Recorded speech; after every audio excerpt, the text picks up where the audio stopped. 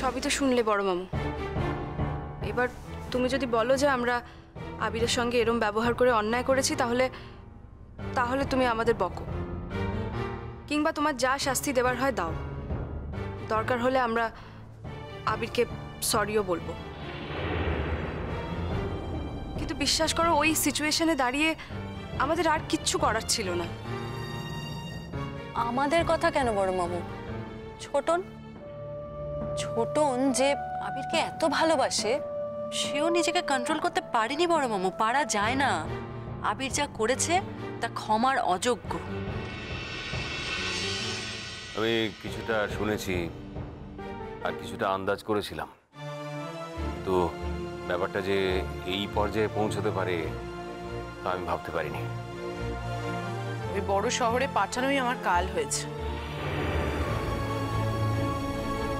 থাকতো এখানে পড়ে, তখন বুঝতে পারত। আসুক না একবার বাড়িতে, কি করে শাসন করতে হয় আমি দেখিয়ে দেবো। জোর করে কি কারোর মন ফেরানো যায় মা? ও চেষ্টা তুমি করো না। তুই কি বলছিস মা? আমি ঠিকই বলেছি বাবা। একটু একটু করে ওর মন আমার দিক থেকে সরে গেছে। আগে আগে আমি আমার মনকে সান্ত্বনা দিতাম, ও তো অনেক বড় শহরে গেছে, সেখানে এত লোকজন, এত হইচই, এত সব বন্ধুরা, সবকিছু একসাথে পেয়ে হয়তো ও কিছুদিনের জন্য একটু ব্যস্ত হয়ে পড়েছে। কিন্তু আমি এখন বুঝতে পেরেছি বাবা, আসলে তা নয়। তা যদি হতো তাহলে ও আমার পরিচয় দিতে লজ্জা পেত না। আমার সব থেকে কষ্ট হয়েছে ওর বন্ধুদের সামনে আমার পরিচয় দিয়েছে ওর পরিচিত বলে। আর বলিস না মা, আর বলিস না। আমার ছেলের ব্যবহারে আমি এবার লজ্জিত বোধ করছি। তুই তখন সবার সামনে বললি না কেন যে আমায় পরিচিত বলছো কেন? আমি তো তোমার বউ। কেন বললি না তুই? নিজেকে এতটা ছোট কি করে করব মা? করা যায়? তার থেকে বরং তারপর তো সেন্সলেস হয়ে গেল। আর সেই থেকেই আমাদের ওর ওপর এতটা রাগ হয়েছে। আমরা যখন প্রথম দিন ওকে হসপিটাল থেকে চলে যেতে বললাম, ওই ও তো অপেক্ষা করলো না। আমরা ওকে চলে যেতে বললাম আর ও সঙ্গে সঙ্গে চলে গেল। ও তো বাইরে দাঁড়িয়ে অপেক্ষাও করতে পারতো বলো। এই যদি আবির শালুককে আগের মতো ভালোবাসতো, তাহলে ও ঠিক অপেক্ষা করতো, ঠিক ও সারা রাত বাইরে দাঁড়িয়ে থাকতো। কিন্তু সেসবও কিচ্ছু করেনি বড় মামু।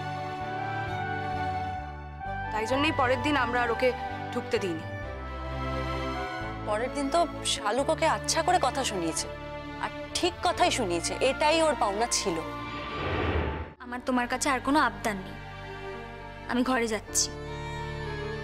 ওই দেখো চলে যাচ্ছে। না বললে তো শুনবো না মাম্মা। এদিকে এসো বলছি। তো আর আমার কোনো কথা নেই। মিমি, এই সকালটা আমি ফাঁকা রেখেছিলাম ইনভাইট করতে বেরোবো বলে। সেই তো ভাবছিলাম ছোট করে করবো। সেই তো লিস্টটা এত বড় হয়ে গেল। আর প্র্যাকটিক্যালি কাল থেকেই তো গ্যাসগুলো চলে আসবে। বলছি তো আমার কিছু বলার নেই। না বললে তো শুনবো না। এতক্ষণ তো তোর বলার ছিল, এখন না বললে কি করে হবে বল। আর মিমি, আমরা তোকে বোঝাবো না তো কে বোঝাবে তোকে? আর বাই দ্য ওয়ে, আবির কোথায়? সে তো বই মুখে করে বসে আছে। লেখাপড়া ছাড়া পৃথিবীতে আরো কিছু আছে, সেটা কি ও জানে? এটা নিয়ে তোমার মনে মনে অহংকার হয় না? সব মেয়েই তো আজকালকার দিনে এরকম স্বামী চায়। তাই বলে আজ বাদে কাল বিয়ে, তাও সারাক্ষণ মুখে বই নিয়ে বসে থাকবে? আসলে ওর একটা লক্ষ্য আছে মাম্মা। ওর লক্ষ্য হচ্ছে একজন বড় মানুষ হতে চায়, একটা বড় কাজ করতে চায়। আর কারোর যদি কোনো লক্ষ্য থাকে তাহলে তাকে সেই লক্ষ্যে পৌঁছতেই হবে মাম্মা। আমার কোনো অস্তিত্ব নেই ওর জীবনে। এটা আবার ভুল কথা বলছো তুমি মিমি। যখন এই বাজে কাজটা করেছিলি তখন কিন্তু সারা দিন তোর পাশে বসেছিল, কোথাও যায়নি। ছেলেটা ভীষণ ভালো, ওকে ভুল বুঝিস না। তোর মনে আছে আমি কতগুলো বাজে কথা শুনেছিলাম, ও কিন্তু একদম রিয়াক্ট করেনি। আর কালও তো তোর কথায় ও রিয়াক্ট করলো, চুপ করেছিল। আচ্ছা ঠিক আছে মাম্মা। ও মাম্মা, এবার বল তো তোর কি আবদার?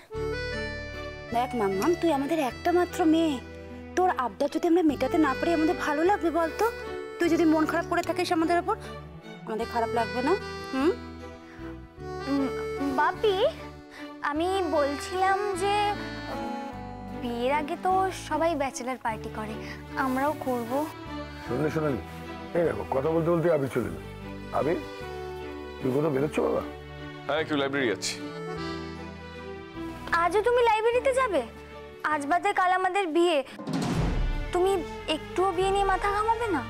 না না, ওর লাইব্রেরিতে একটা জরুরি কাজ আছে, তাই না বাবা? হ্যাঁ আন্টি। কতক্ষণ লাগবে তোমার আবির? আঙ্কেল, আমার কিছু বই কনসাল্ট করার আছে, যে বইগুলো বাড়িতে নেই। আর তুমি বলো না, বইগুলোর নামগুলো লিখে দাও, আমি কিনে আনছি। আঙ্কেল, আমি জানি আপনার টাকা আছে, আর আপনি চাইলেই আমাকে বইগুলো কিনে দিতে পারবেন, কিন্তু আমি প্রতিটি সাবজেক্টের জন্য 1000টা রেফারেন্স নিয়ে পড়াশোনা করি। আর আপনি যদি সবকটা বই আমাকে কিনে দেন, তাহলে এই বাড়িটা আর বাড়ি থাকবে না, এই বাড়িটা লাইব্রেরি হয়ে যাবে। আর এমনিতে আমি লাইব্রেরিতে বসে অনেকগুলো রেফারেন্স নিয়ে নিজের একটা নোট বানিয়ে পড়াশোনা করতে ভালোবাসি, সেটা আলাদা একটা আনন্দ আছে। ইটস নট দ্যাট কি আমার বাবার সামর্থ্য ছিল না আমাকে বই কিনে দেওয়ার জন্য, কিন্তু আমি লাইব্রেরিতে বসে পড়াশোনাটা করতে বেশি ভালোবাসতাম, আর এখনো বাসি রাতের। বুঝতে পারছি আবির, তুমি কি বলতে চাইছো। এনিওয়ে, আমি তো বেরোচ্ছি, চলো তোমাকে আমি লাইব্রেরিতে নামিয়ে দিই। আঙ্কেল, ইটস ফাইন, আমি একা যেতে পারবো। তুমি তো রোজই একা যাও বাবা, আজকে আঙ্কেল বেরোচ্ছেন তাই তোমাকে নিয়ে যাবেন বলছিলেন। আচ্ছা ঠিক আছে, যদি তাই না হয় তাহলে তুমি মিমির গাড়িটা নিয়ে যাও। এখান থেকে এইটুকু যাব, গাড়ির কি দরকার? বারে, তুমি আমাদের বাড়ির জামাই আবির, তুমি যদি গাড়ি ছাড়া যাও তাহলে তো তোমার আঙ্কেলের মাথা নিচু হবে, তাই না? এটাই তো আমি মাম্মাকে বোঝাতে পারি না। আমার সব বন্ধুরাই বলে আমরা একই বাড়ি থেকে আসি, কিন্তু আমি গাড়িতে আর ও ট্রামে বাসে কেন আসে? ঐশ্বর্য, আমার সারাক্ষণ এসি রুমে থেকে তারপরে আবার এসি গাড়ি চড়তে খুব আনকমফোর্টেবল লাগে, ভালো লাগে না, অসহ্য লাগে। আমার বরং একটু ন্যাচারাল লাইট, স্বাভাবিক বাতাস গায়ে লাগাতে ভালো লাগে। আমি সাধারণ মানুষের মতন রাস্তায় হাঁটতে চলতে ভালোবাসি। তুমি বলো না, এটা কি কোনো অপরাধ?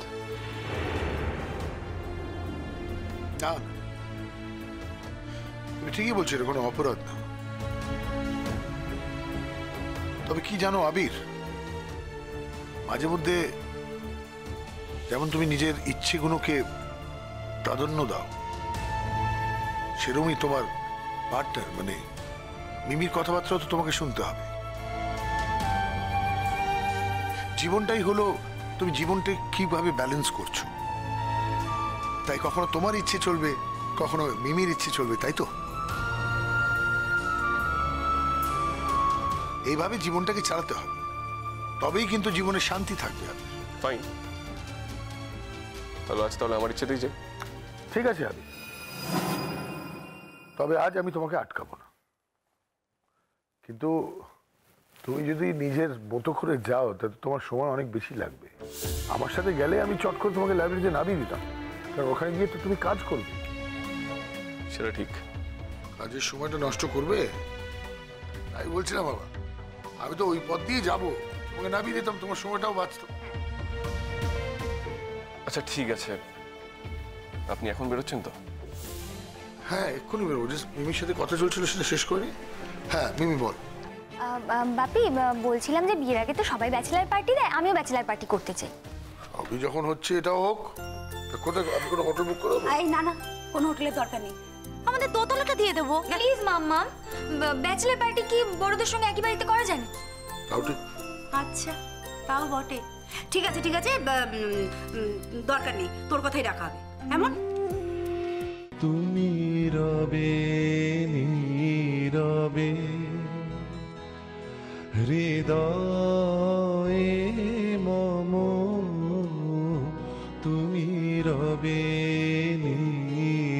রবে